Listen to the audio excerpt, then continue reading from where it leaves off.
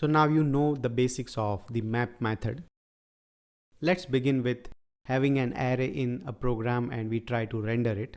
So the first thing I'm going to do is I'm going to open the sandbox, and here I will take an array, a temporary array, which has apple, banana, grapes and orange. This is a string array, and let's say I want to display value of this array. Let's take the state. So I'm going to say destructuring the array. We'll have the products array, and I'll take set products. And inside the use state, I'm going to say temp. So temp is passed to products as a state. And now inside this h1, for example, instead of any message, I just want to display products. And let me just remove this h2 at the moment.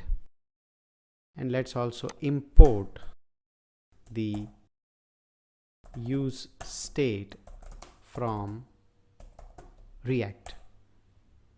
Now you see that the data is still getting displayed, of course, but it's a single h1 and everything is displayed in a single line. I don't want that.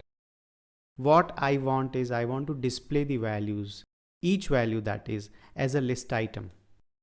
That means I should have an li instead of the h1. But this again has a problem, that all the values are coming together. We don't want that. We want that each value should be displayed separately as a list item. Now, because it is an array, you would certainly think of looping through the array. Now you already know the map method in detail, so let's implement that.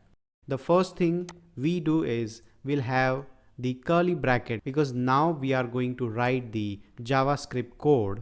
Then we have the products array in which we want to loop through, and we will have the arrow function. Inside this, now we are going to return the JSX. So this is how we write the map method in the React component.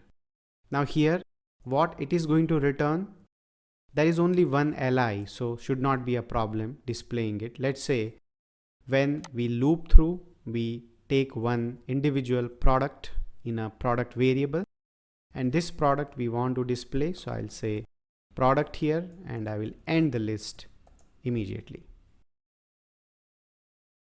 Let me correct the spelling of return, and let me now remove this list. Now you see the output that we have the apple, banana, grapes and orange.